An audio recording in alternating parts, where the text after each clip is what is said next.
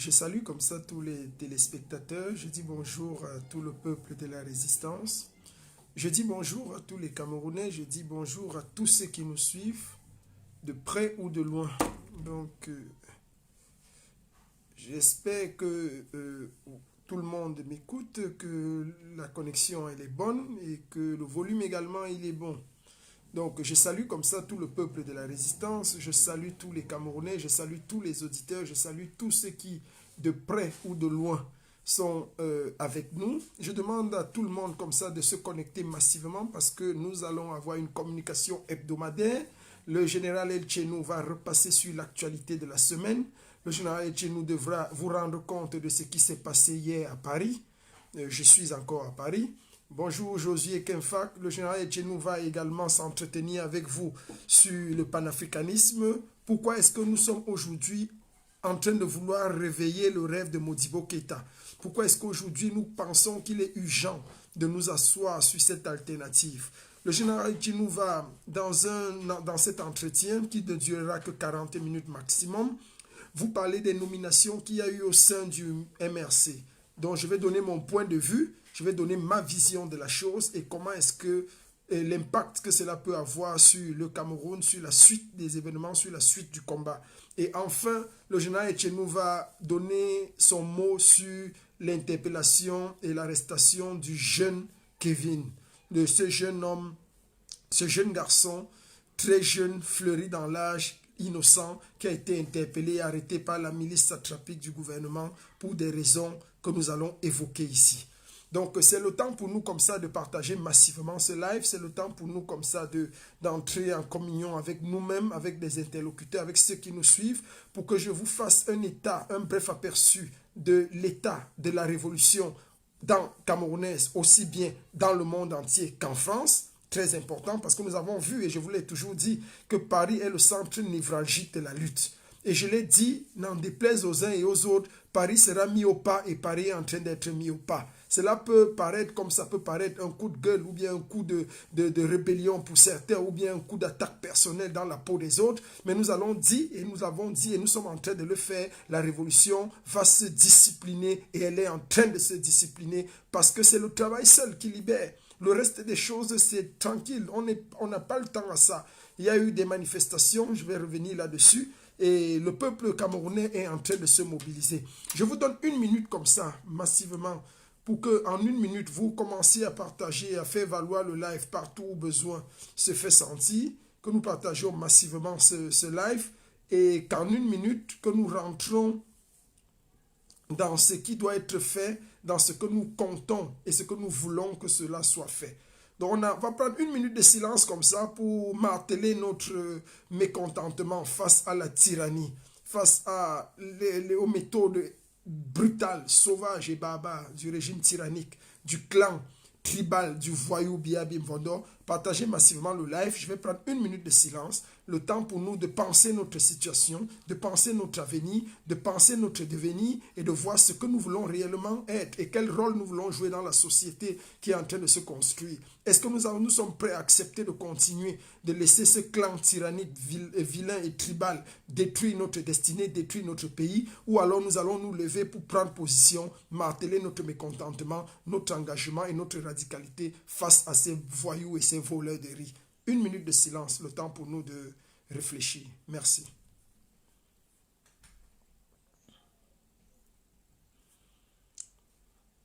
C'est le temps également de faire des partages. Envoyez partout où besoin se fait sentir. Parce que dans une minute, nous allons déclencher les hostilités. Dans une minute, le général va se mettre au diapason du peuple pour faire bouger ce que nous pensons et ce que nous ne pensons pas. Nous sommes obligés de le faire, de le dire, de le clamer, parce que nous avons décidé de ne jamais rester la bouche fermée. Ce combat, il est le nôtre. Nous le menons depuis toujours. Nous allons toujours le mener et nous allons sauver cette lutte. N'en déplaise aux uns et aux autres, cette lutte sera sauvée. Coûte que vaille. C'est le défi de notre vie. Et c'est ce que nous sommes résolus à faire et c'est ce que nous allons faire jusqu'à la fin. La lutte et la résistance camerounaise sera sauvée coûte que vaille. à tous les prix, par tous les prix et à tous les moyens. Nous sommes engagés, nous sommes déterminés et nous allons le faire. Dans 5 secondes, nous allons lancer comme ça ce pourquoi nous sommes là. Effectivement, il y aura un coup de gueule très terrible, très dangereux, parce qu'il y a un ultimatum qui va être dressé encore. Et j'aime bien cette phase d'ultimatum, parce que passé ce délai, ce gouvernement va comprendre et confirmer ce qu'ils sont en train de chercher. On ne peut pas continuer d'accepter n'importe quoi, de voir ces gens nous détruire indéfiniment sans rien dire. Il faut que ça s'arrête.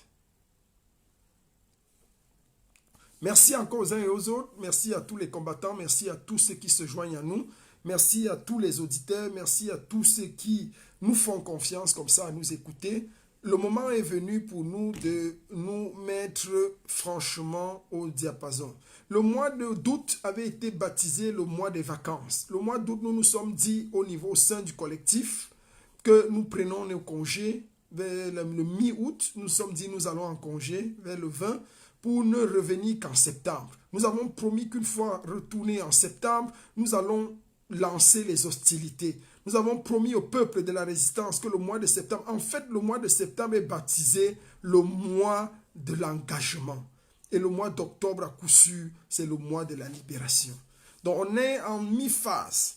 Le mois de l'engagement dans la libération et le mois d'octobre, nous le baptisons déjà d'emblée le mois de la libération du Cameroun.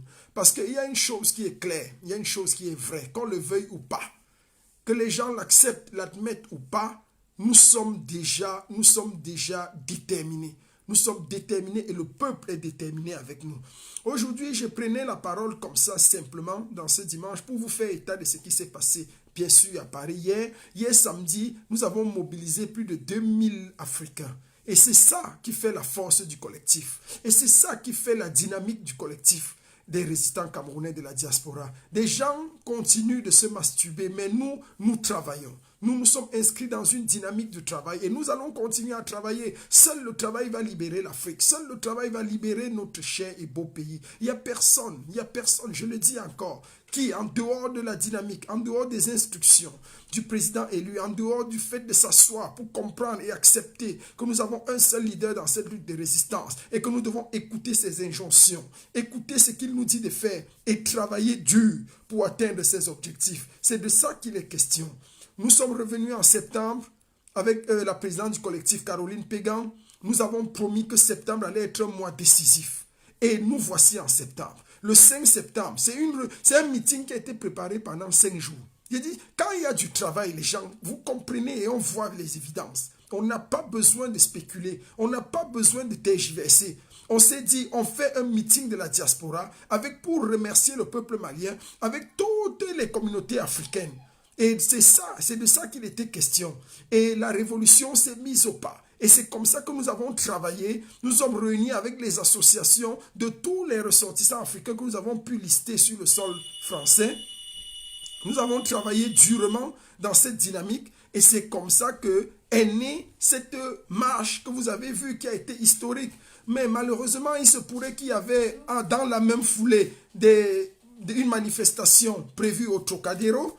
Je reviendrai surtout pas là-dessus. Ceux qui ont appelé la manifestation en ce même jour au Trocadéro ont vu le nombre de personnes et ont vu comment certaines personnes sont allées. Mais nous ne pouvons pas, et nous avons décidé de ne pas laisser le mouvement panafricaniste libre. Il était hors de question qu'il y ait un mouvement où les panafricains, où toute l'Afrique en général se réunit et que Paris ne soit pas représenté et que les Camerounais ne soient pas représentés. Nous avons dit non, c'est impossible.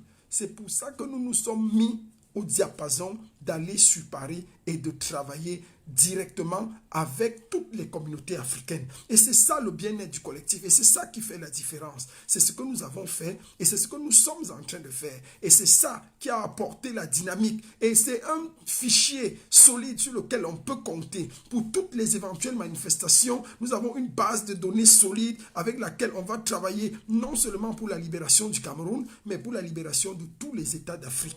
Voilà l'enjeu, voilà la différence, voilà ce dont il est question.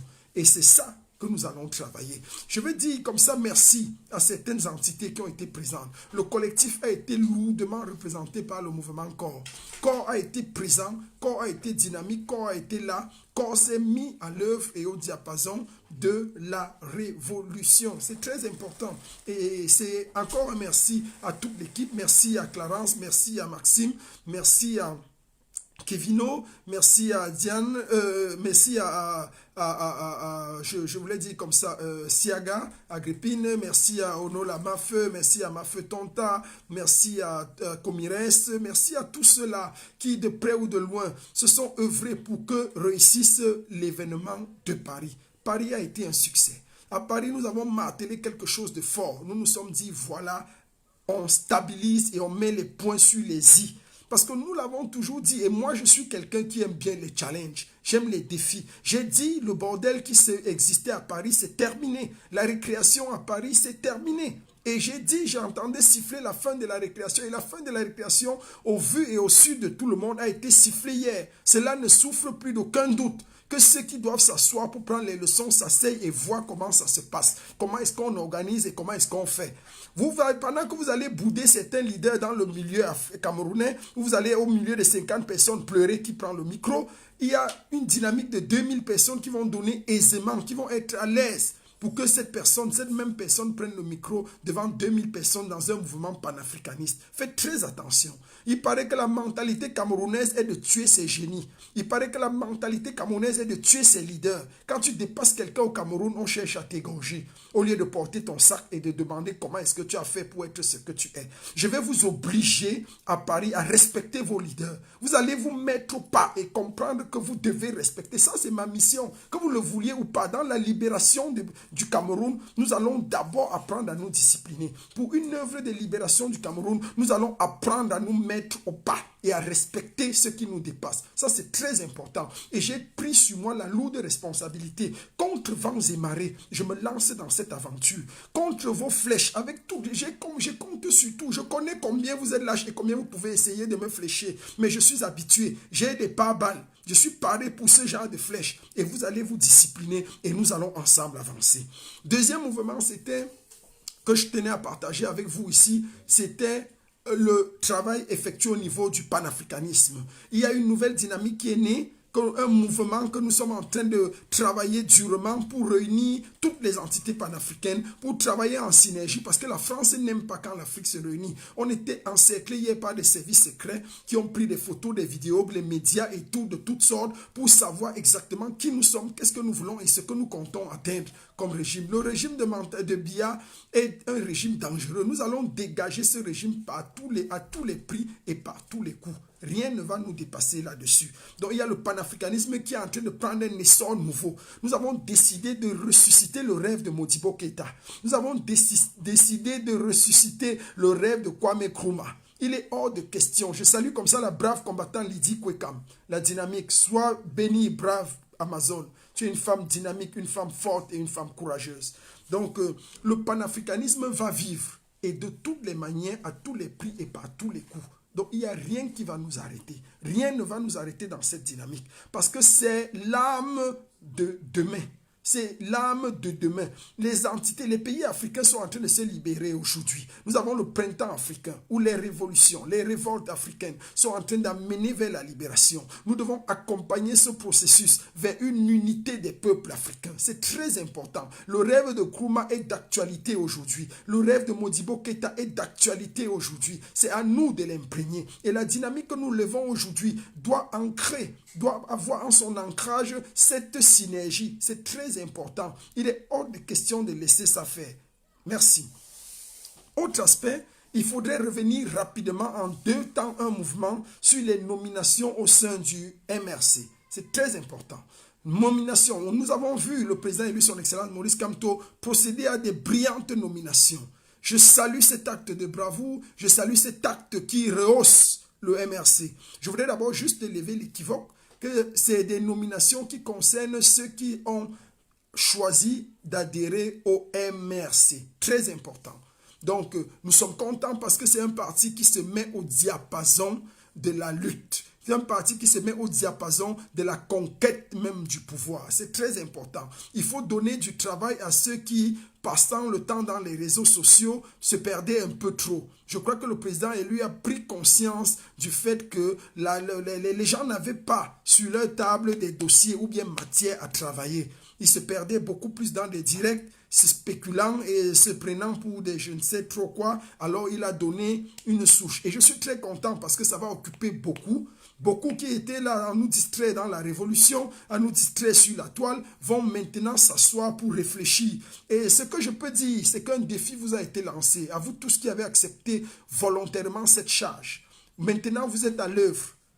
On attend, et le peuple avec nous attend de voir vos résultats. Le peuple de la diaspora, ou bien le peuple camerounais, ou bien le peuple du MRC attend vos résultats. Si entre-temps, vous êtes doublé de la casquette d'activiste, nous aussi, nous aimerions bien voir ce que vous proposez. Ça, c'est très important. Bonjour, Déborah Naha.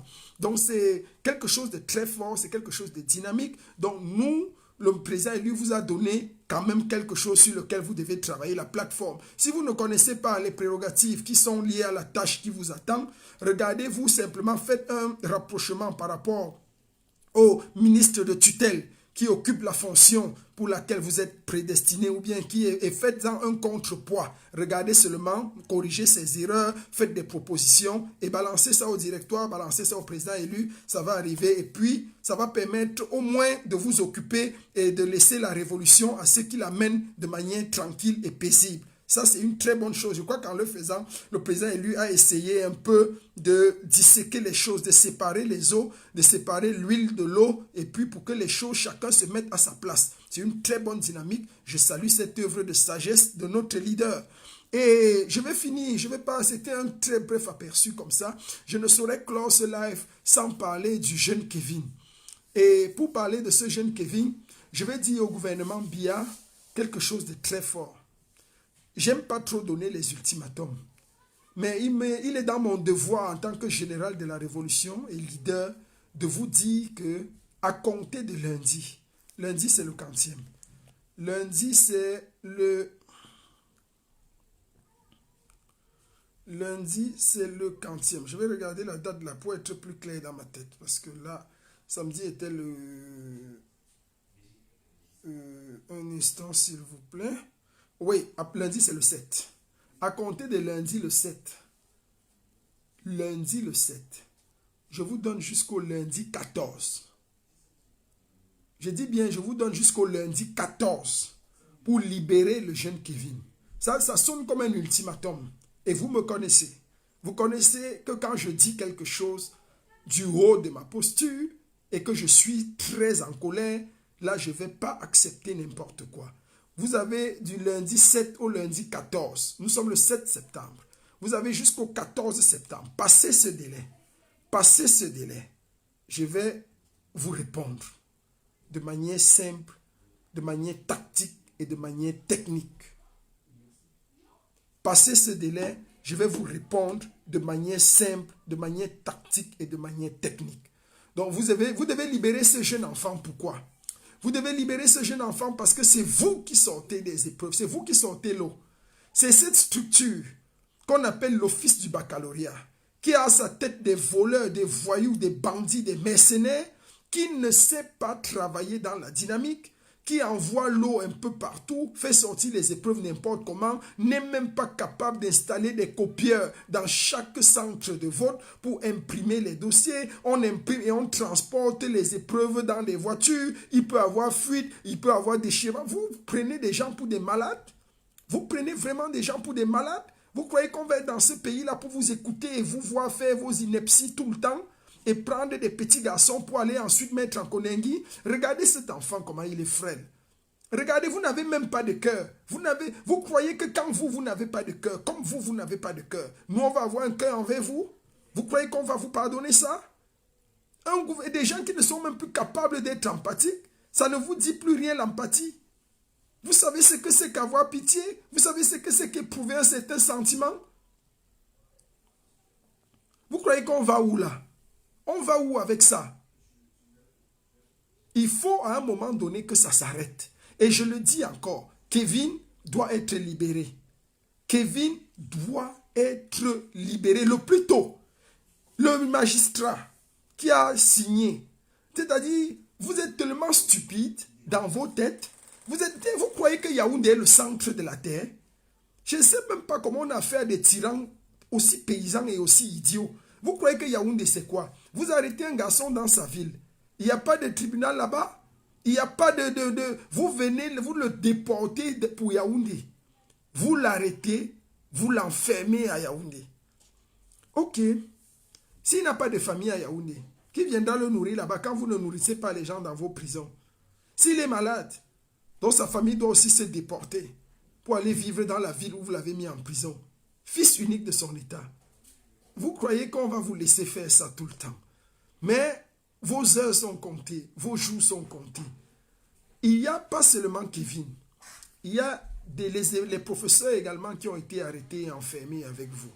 Il y a des enseignants qui souffrent le martyre pour avoir corrigé et traité certaines épreuves, ont été arrêtés également. Il faut que ça s'arrête. Il faut véritablement que ça s'arrête. Cette forfaiture doit finir un jour. Parce que ce pays ne vous appartient pas. Ce pays n'est pas votre apanage.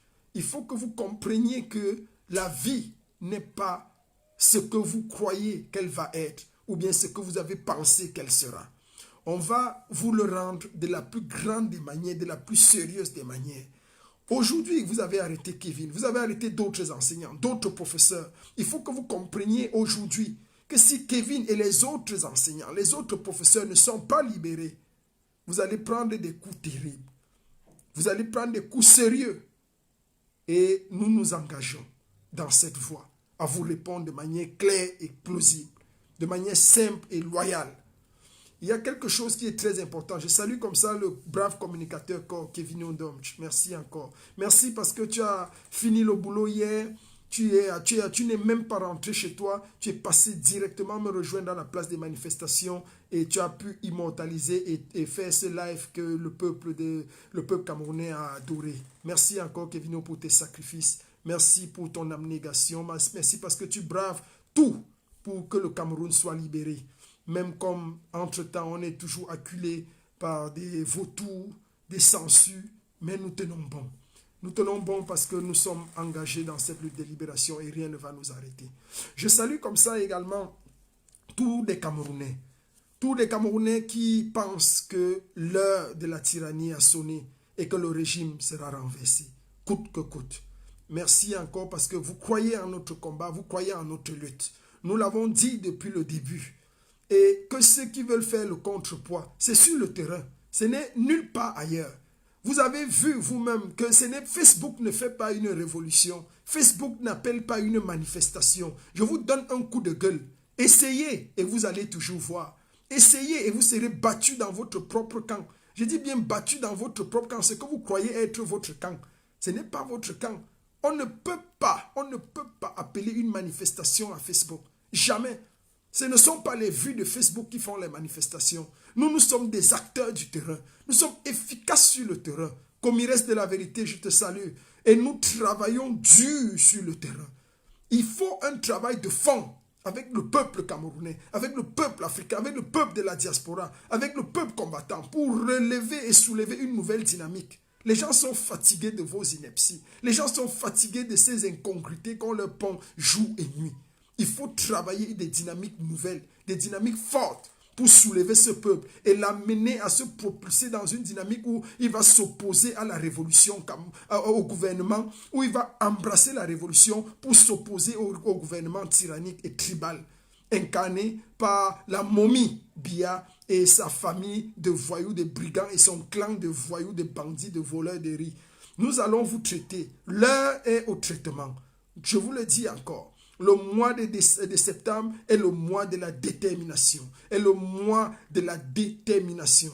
Et nous baptisons le mois d'octobre comme étant le mois de la libération totale et définitive. Beaucoup de choses vont être entrevues en ce mois de septembre. Nous attendons un calendrier fort, un calendrier sérieux que nous avons déjà mis sur pied et que nous allons vous communiquer au fur et à mesure parce que nous sommes inscrits dans la dynamique du travail. On va influencer les événements. On va influencer le temps et l'espace. C'est ça notre rôle. Notre rôle de leader, c'est de propulser, c'est de donner l'impulse pour que les gens suivent, pour que les autres suivent. Et c'est ça le leadership. Le leadership ne se fabrique pas, il ne se quémande pas, il ne se mendie pas, il ne se demande pas. Non, il est naturel et il vient naturellement et on travaille juste. On travaille juste et c'est comme un seau, c'est comme un baptême, c'est comme une onction. Ça coule et ça coule.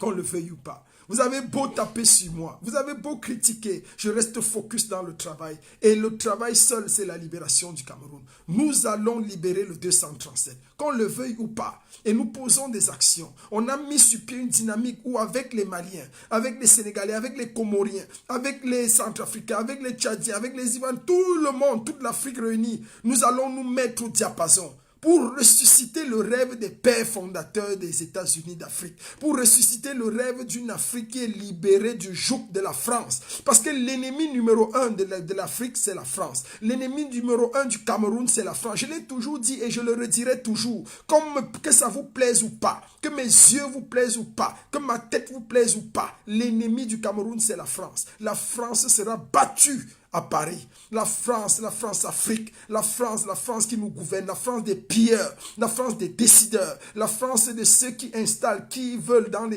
les chefferies, qui prennent les chefs d'État africains comme des chefferies traditionnelles. Nous allons vous battre dans votre propre camp. Et ceux qui jouent le jeu de la France, ceux qui jouent le jeu du colon, ceux qui jouent le jeu de la France-Afrique, vous allez être battus dans votre propre camp. C'est pour ça que j'ai jugé bon de m'installer à Paris. Vous allez inventer des histoires. Vous allez vous masturber avec mon nom. Vous allez dire que Paul-Éric a fait ceci, tel l'a acheté, tel a fait ceci. Ça ne va pas empêcher que je frappe de manière violente, de manière virulente, de manière efficace, de manière dogmatique, de manière fracassante, que je frappe le coup de marteau sur la tête de la France à Paris. Ça va énerver. Ça va énerver beaucoup. Mais il faut qu'on en arrive là. Parce qu'il y avait trop d'indiscipline. Il y avait trop de petites monnaies qui circulaient sous les tables. Il y avait trop de pensées et d'allusions visant à croire et laisser croire qu'on doit se reposer à Paris, que notre ennemi n'est pas la France. Notre ennemi reste la France. C'est pour ça que nous nous sommes insurgés. Et que les gens comprennent très bien la vidéo que j'ai faite. La vidéo adressée à Maître Alice Combes n'était pas une vidéo contre sa personne, mais c'était une vidéo dénonçant ses manœuvres dangereuses. Quant à vouloir croire que nous allons nous libérer de la France par la sympathie ou bien par l'amitié ou bien en quémandant notre libération, jamais. Il ne s'agira jamais pour nous de quémander notre libération. Nous sommes obligés dans ce monde d'être communautaires. C'est pour ça que la France-Afrique a tout son présent d'or. Le monde est communautariste et il n'y a pas plus communautariste que les Français. Je le dis encore ici, que ceux qui veulent m'écouter m'écoutent, que ceux qui veulent m'entendre m'entendent. Il n'y a pas plus communautariste que les Français. Allez à New York, il y a les lycées français. Allez au Cameroun, un pays où on parle français, il y a le lycée français. Allez à l'ambassade du Cameroun, il y a des médecins français accrédités pour travailler sur les Français, pour valoriser leurs examens. Allez partout dans le monde. Allez au Koweït, allez en Arabie Saoudite, il y a les lycées français, il y a des médecins français, il y a la nourriture française, il y a la bouffe française. Tout se mange français. Ils se déplacent avec tout, leur nourriture, leur façon de penser, leur croissant au petit déjeuner. Ils déportent dans leur valise toutes leurs habitudes culinaires, leur manière de penser, leur manière de faire. Il n'y a pas plus communautariste que le peuple français. Mais lorsque nous, par contre, nous voulons poser les jalons de notre communautarisme, nous pensons que nous sommes... Ils disent non, c'est un pays de liberté, on ne va pas faire ça ici. Ils empêchent aux gens de se regrouper. Ils empêchent aux Africains d'être communautaristes. On est les derniers à pouvoir penser et manger africain. On vit ça comme un affront. On vit ça comme un parjure. On vit ça comme une insulte. Il faut qu'on arrête un peu cette mascarade. Il faut que la France qui nous gouverne, la France des dirigeants africains, la France qui est le dieu des gens comme Ouattara, des esclaves et des nègres de maison comme Alassane Dramane Ouattara, il faut que ça s'arrête. Il faut que ça s'arrête. Vous n'avez pas le droit de décider de qui sera le prochain leader au Cameroun, ni en France, ni en Côte d'Ivoire, ni dans tous ces pays de l'Afrique francophone. Non. il faut que nous enlevons le genou de la France sur le cou du Cameroun. Et l'heure est venue d'enlever véritablement le genou de cette France meurtrière sur notre cou. Et c'est ça que nous allons faire. Et c'est ce que nous sommes appelés à faire. Nous allons le faire. La France sera battue dans son propre sol. Et pour cela, il faut battre dans la révolution camerounaise les amis et les sujets de la France qui sont dans la plupart des cas installés à Paris. Je le dis, avec des antennes à Londres, avec des antennes à UK aux États-Unis et des antennes en Angleterre et partout. Ça va s'arrêter. Prendre une érigie de la France-Afrique, un pion de la France-Afrique, comme Maître Alice, comme j'assume mes propos, parce qu'elle est purement France-africaine. Ça c'est clair, je le dis et je ne le cache pas. Faire d'elle la mascotte d'un mouvement révolutionnaire, c'est tromper le peuple. C'est tromper le peuple. La libération, la vraie libération du Cameroun, elle ne passera pas par le pacte avec la France. La France ne pactisera jamais pour nous libérer. La France ne nous aidera jamais à nous affranchir. Parce que la France gagne dans notre esclavagisme. La France nourrit des milliards et des milliards que nous reversons au trésor français chaque jour. Nous libérer veut dire que cet argent est tombé dans l'eau. Et la France n'acceptera jamais de perdre cette manne du ciel. On appelle ça la manne du ciel. La manne du ciel, c'est le trésor imputé par la France aux pays africains.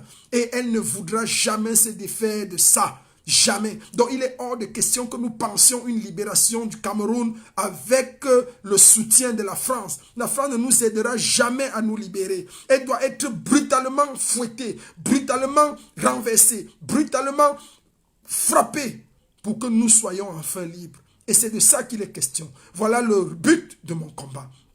Libérer le Cameroun en enlevant d'abord le genou de la France sur le cou du Cameroun. Parce que voilà ce pays qui nous asphyxie. C'est ce pays qui veut marteler le gré à gré au Cameroun. C'est ce pays qui cache la dépouille du mort Biya depuis des mois. C'est ce pays qui cache la dépouille de la mort de Chantal Biya depuis des mois. C'est ce pays qui cache la dépouille de tout ce qui nous assiège, nous asphyxie et nous tue. C'est ce pays qui a installé Guilou, le filou, à la tête de l'État du Cameroun depuis des mois. Voilà cette même France pour laquelle vous pensez qu'il faut qu'on négocie avec elle pour qu'elle nous libère.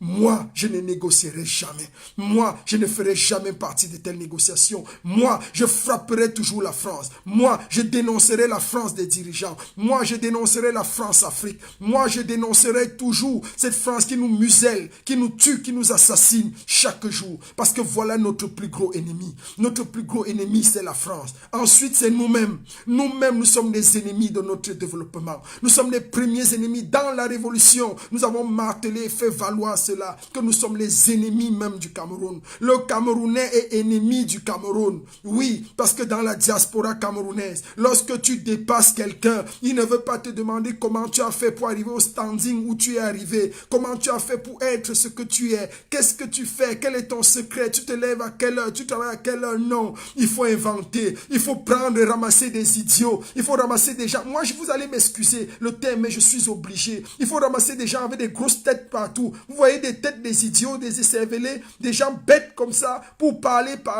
des uns et des autres. Un autre qui est aux États-Unis, tous les idiots. Et on ramasse des gens comme ça qui n'ont jamais pu parler dans cette révolution. Ça fait 2 ans que nous sommes dans la lutte. Ces gens n'existaient nulle part. Mais aujourd'hui, parce qu'il y a eu le petit désordre, que certains cancres ont favorisé à Paris, alors maintenant les idiots se sont levés pour parler n'importe comment, à n'importe qui et n'importe. J'ai dit, ça ne va plus passer. Ça ne va plus passer. Vous n'allez pas, tac, je vais vous répondre. Et dans la dynamique du travail, nous allons avancer. On vous a fabriqué pour être comme ces oiseaux de mauvaise augure qui pondaient des inepties à longueur de journée parce que ne sachant même pas ce que c'est que votre vie. Et je l'ai toujours dit et je le redirai toujours.